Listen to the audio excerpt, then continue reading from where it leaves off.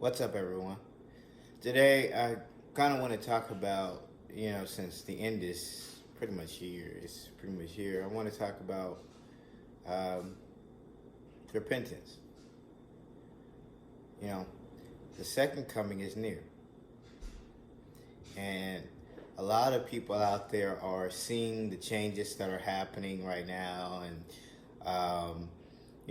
seeing how our governments have become a shell of what they formerly were. I mean, honestly, if you look at your government and don't see that it is completely dilapidated and falling apart, and I'm not talking about um, any particular place, I'm talking about just in general, then something is wrong with you, maybe. Something's wrong with you. Just kidding. Maybe you're just fine with it. And that's cool. You stick around, okay? Judgment is coming, so as long as you accept it, that's fine. But yeah, it's time for people to take in the word, the faith, and understanding that a lot of what's going on is the great deception. We're being deceived. We've been lied to for a very long time, and a lot of things we've been taught is completely fictitious. And we aren't aware of that because it's the system. It's the system that we have been a part of since our birth, and to go against it seems to be a little asinine. People are scared of difference or changes, and that's to be accepted. That's to be expected. That's to be, uh, you know, understood. That's to be understood.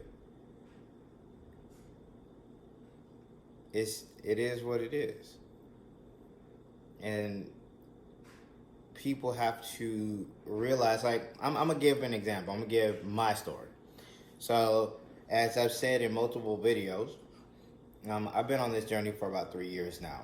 That's when it started. That's when the little light bulb went off for me, so to speak.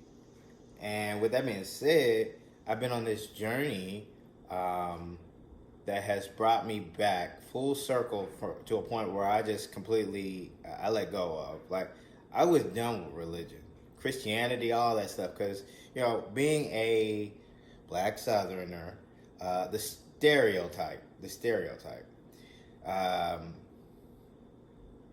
in the church, have a family, especially a grandma, who wants you to take in the good word and listen to all of what the pastor has to say, the sermon of the day, and listen to the choir, sing the the good hymn.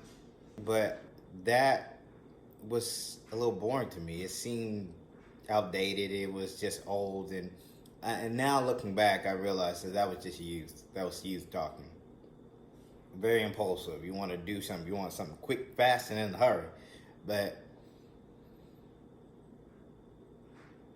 at this point of time, I think a lot of people are getting that beacon going off. That something is different. There is a shift. There is something really important and profound happening to a select number of people, and something profound happening to the whole planet and our solar system and our star that's shining so graciously in the heavens. uh, Things are changing. The Bible is a very good starting point for understanding what's going on right now.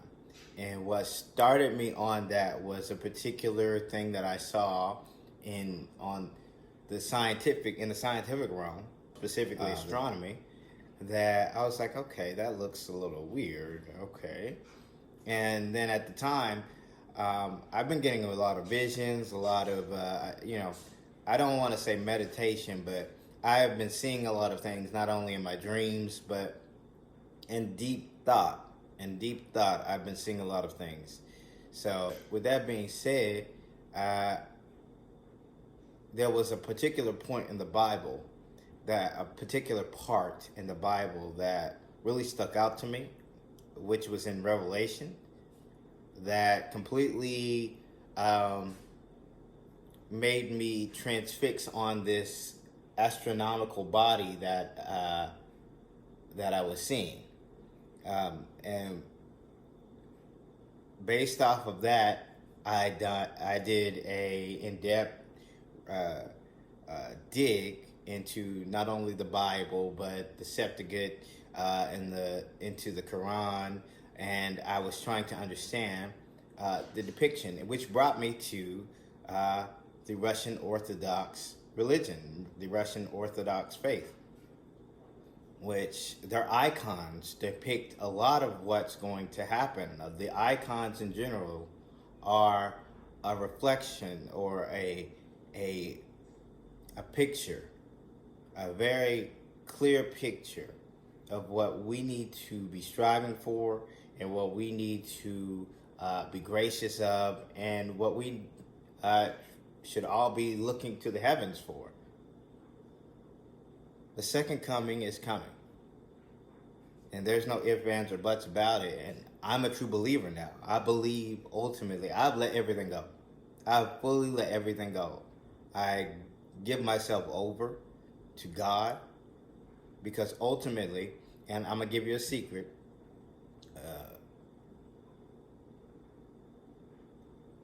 man, which includes women, so let's not mince titles. I hate titles. But we are gods. We are gods because God ultimately created us in his image. We are gods. So what you have to realize is what you are, who you are, is ultimately me. And who I am is ultimately you. And who we are is ultimately the Spirit. The Spirit controls us all. So it's written. So what does that mean? Question of the day for you. And then when you realize what that means, it is written. It is written. If you realize what that means, then you realize what this universe is. And, the sky's the limit. But look into your inner self, find out who you really are. Let all this nonsensical, fictitious, mundane, tacky, worldly stuff go. Because they are trying to keep you locked in place.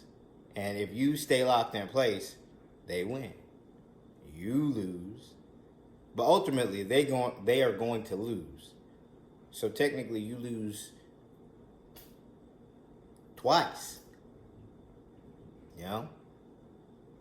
But stay true to yourself for the chosen, for the 144,000, for the light workers, for the archangels,